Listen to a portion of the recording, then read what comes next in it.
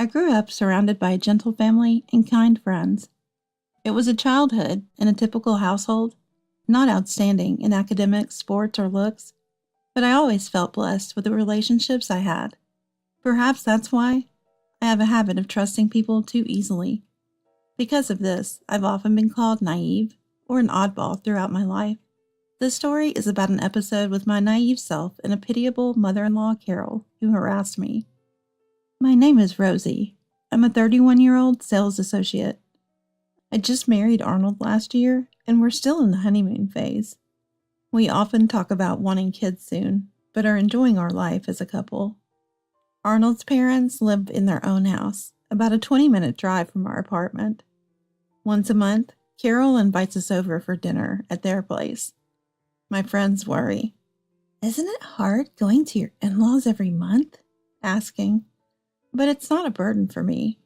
Father-in-law Ethan is a great conversationalist, and Carol is kind. Carol prefers to cook alone, so I always get the guest treatment. It's easier than being at the apartment.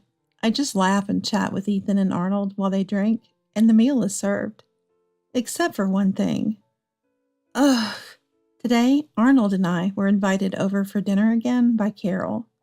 But as soon as I tasted the soup she made, I let out a groan. Ew. What's wrong, Rosie? Arnold looked at me puzzled. This soup tastes unique. Something I've never had at home. It's delicious, Carol. Really? Thanks. There's more if you want. Yes. I forced a smile for Carol. If I had another bowl, my blood pressure would skyrocket. That's how intense Carol's soup was. Glancing at Arnold and Ethan, I saw them peacefully enjoying their drink. Is this the taste of home here? I resigned myself to the situation and forced down the soup. It seems the in-laws like strong flavors. Carol's cooking is overly salty, like seawater, and her sweets are cloyingly sweet, like eating a lump of sugar. The first time I tried it, I almost burst out laughing, but the rest of the family ate it as usual, leaving me astonished. I couldn't bear to leave it, so I finished it. But it was too stimulating, and I felt sick. I'm worried about my in-laws' health, eating such intense flavors regularly. I've consulted with a nutritionist friend and gathered some materials. But I can't just tell Carol, "Your cooking is too intense. Please learn to moderate." There's no way I can say that. Back at the apartment, I stick to the recipes exactly. I always ask Arnold, "Is it delicious?" Worried it's too bland. And every time, "Anything you make, Rosie, is delicious," he sweetly says. But I couldn't believe those were the heartfelt words of someone raised in a household with such intense flavors. Still, for Arnold's health, I continue to cook with regular recipes. There's another thing that worries me. It's about Carol serving old food. Sometimes she even offers spoiled fruit for dessert. I discreetly remove the inedible parts and eat what I can, but I'm constantly worried that my in-laws might get sick. Once I was given cookies that were expired by 6 months. Fortunately, Arnold noticed and said, "Mom, these are past their expiration date." Carol just laughed it off, saying, "Oh dear, I'm so scatterbrained." I was relieved then, but when the same can of cookies appeared and a gift from her, next time we visited, I was horrified. I've seen this before. When my grandmother developed dementia. What to do? Carol is still in her 50s, too young for such forgetfulness. The overly strong seasoning in the in-laws' cooking, the possibility that Carol might be developing dementia. I want to discuss these with Arnold, but worry about shocking him. Then a small miracle happened in our lives. I became pregnant. Am I really going to be a dad? A boy or a girl, I wonder. Arnold caresses my belly every day. When should we tell our parents? It's better to wait until the pregnancy is stable. I think so. We've only just confirmed the heartbeat, but I'd like their help if something happens. So maybe after the 3-month checkup? Yeah, let's observe a bit longer. Oh, I can't wait to tell everyone. Mom will probably cry when she finds out about her first grandchild, right? Probably. Imagining Carol tearfully congratulating us warms my heart. Carol, caught up in the joy of the long-awaited pregnancy, I forgot about various things. Next weekend at the in-laws' dinner table, I realized the serious issue. Eating Carol's overly seasoned cooking might harm the baby. Books I read during pregnancy warn that high blood pressure and diabetes can affect pregnancy and childbirth. Even if I can handle expired food, it might harm my baby. The thought terrified me, and I could hardly eat. Rosie, you're not eating much. Didn't you like the food? Carol frowns, looking at my plate. No, it's not that. Rosie is tired and doesn't have much appetite. Arnold hurriedly covers for me, thinking it's morning sickness. Really, Rosie? Don't overdo it at work. Sorry, Ethan says kindly, but Carol's expression remains stern. I feel guilty for leaving food and lying. After dinner, Carol offers me a large brown cookie with coffee. Have something sweet at least. It'll surely refresh your tired body. Thank you. What a kind person. I intended to at least eat the cookie, but lately sweets make me nauseous. Arnold's light brown cookie was bite-sized. Making sure Carol in the kitchen can't hear, I whisper to Arnold. Can we swap cookies? Huh? Oh, sure. I peel off the wrapper from Arnold's cookie. The expiration date is tomorrow. I put it in my mouth and wash it down with coffee. This cookie is a bit hard.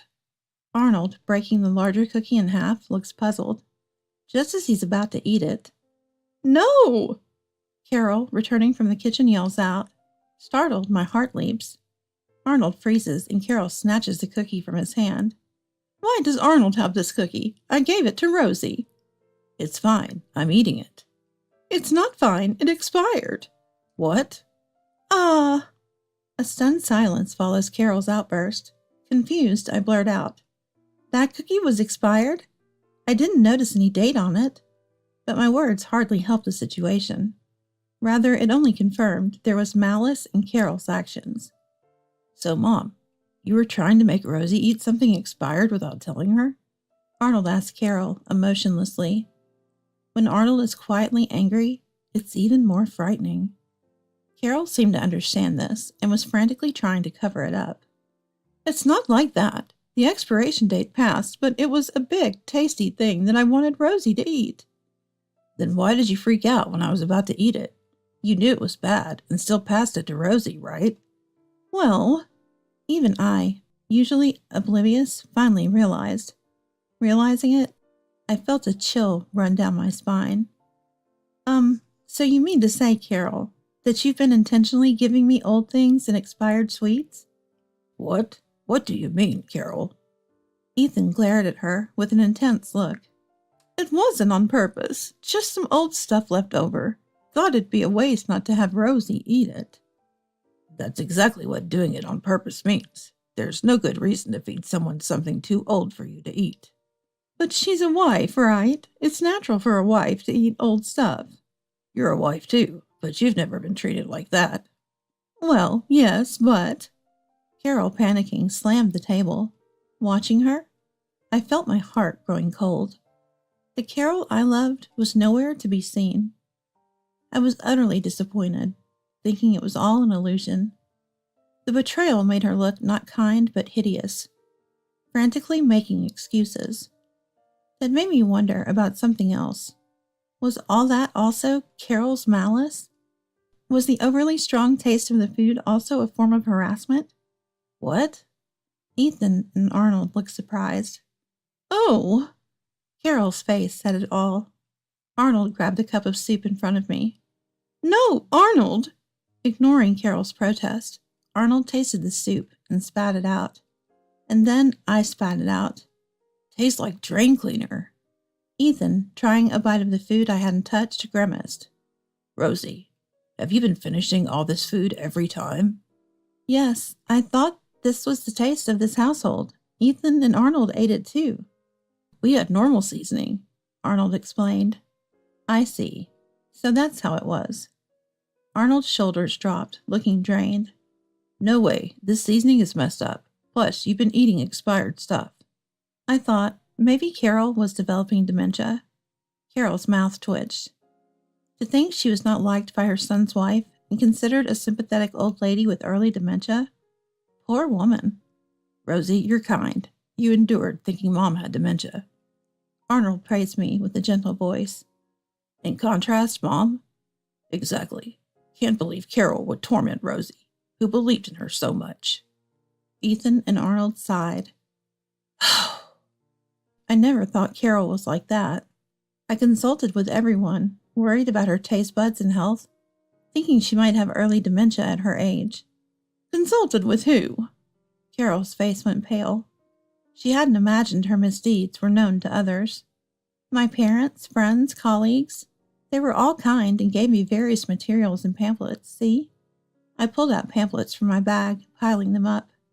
My effort of carrying these around, intending to consult Ethan or Arnold, came to use in an unexpected way. Amazing. You were really worried about her. The men were spreading out the pamphlets, seemingly moved. Of course, Carol was furious. What a terrible wife. I'm not sick, you know. The terrible one is you, Mom. Unlike Rosie, who has a pure heart and was genuinely worried, right?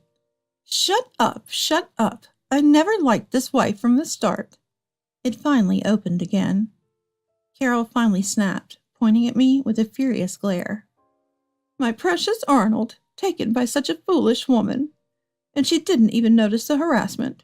She must be out of her mind. I wanted a more beautiful wife for him, with a good job, someone I could proudly show off. You're foolish to say such things about such a good daughter-in-law, Ethan retorted. Ethan, you're being deceived by this woman. What? A heated argument erupted between my in-laws right before me. I really was hated by Carol. Knowing it is one thing, but being verbally abused by someone you believed in still hurts. Feeling down, Arnold muttered beside me. Mom, why didn't you tell me this before we got married? Then I could have. Arnold? Carol looked at him with expectation. Right? Surely you're on my side, her eyes seemed to say. If I had known, I would have cut ties with Mom. Arnold! Ignoring Carol's despair, Arnold bowed to me. Rosie, I'm sorry. I didn't know and made you suffer. Arnold, I'm sorry too. I never realized Carol was just naturally mean. Mean? Carol's eyes twitched. She probably never expected to be called that by me, someone she looked down on. I married Rosie because she's so pure. Don't worry, we won't come here again. Wait, Arnold, you can't do this. The one who can't do this is you, Mom. Our child will never meet you. Child? No way. Carol's eyes shifted to my belly. Clever as always, Carol. But if she had realized my lack of appetite sooner, things might have been different. Too busy with her harassment. Let's go, Rosie. Yeah. Taking the hand Arnold offered, I slowly stood up. Wait, I'm sorry, Arnold. It was just a little whim. Carol, desperately clinging, was coldly dismissed by Arnold. You should be apologizing to someone. Carol glanced at me, her eyes filling with loathing. I had no desire for her apology, so I spoke first. Carol, you betrayed me. I can never trust you again. I won't let my precious child meet someone like that. Goodbye. No, no! Carol collapsed with a cry of agony. We left the in-laws' house, Ethan seeing us off, not looking back. We probably won't ever return. It's ironic, but had Carol cherished the daughter-in-law who adored her son? She could have enjoyed a peaceful grandmother life surrounded by grandchildren. Such a foolish woman.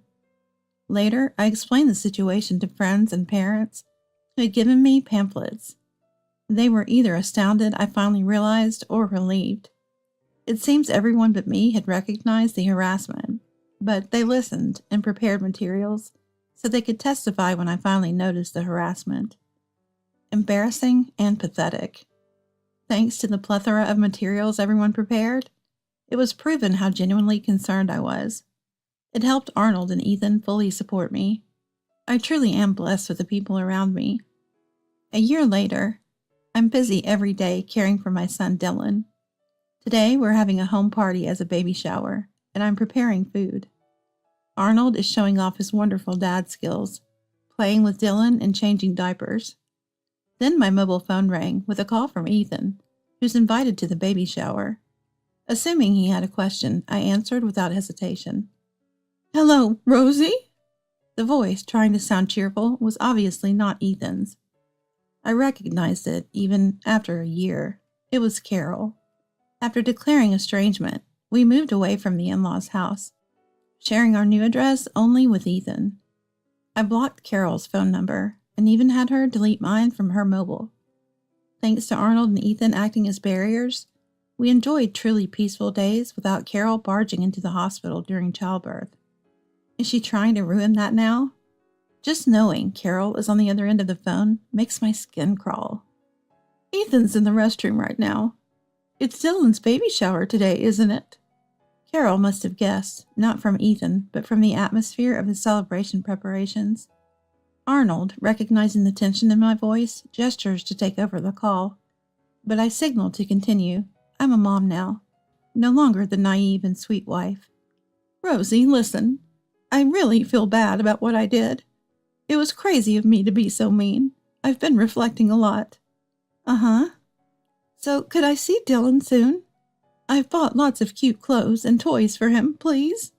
"I wouldn't want toys with needles or bugs in them, so no thanks." "What? I wouldn't do something so horrible." "But you made me eat such things." "That's an exaggeration. It wasn't that bad, right?" "Salt, sugar, even mold in excess can seriously harm you." "I really am sorry. Kind Rosie, you would understand, right?" "Yes, people often say I'm kind." "See?" "But it's not about being kind. I was just naive and trusted people too much. Once betrayed, I can't trust again." "What?" "So, I'll never trust or forgive you, Carol. I'll never let my precious Dylan meet you." "Wait, Rosie." "Hey, what are you doing?" "Ethan." From the other end, I hear Ethan's angry voice and Carol scream. I quietly press the end call button. "Mom's sorry, but you've become strong, Rosie." Arnold sighs in relief, resting his hand on my shoulder. "Of course, I'm his mom," I say, lifting Dylan from his crib and nuzzling his cheek, his small, soft body, his mouth smelling faintly of milk, his clear eyes reflecting me. Just his presence overflows me with maternal love. I can do anything to protect him. The naive wife is a thing of the past. Something smells good. Maybe the chicken in the oven is almost done. Can't wait. Ah! Dylan, oblivious to everything, happily responds, and we both smile. Being unaware of people's malice was easy and happy. But that was because others protected me. Now it's my turn to protect my family. Determined to become even stronger, I hope for these peaceful days to continue forever.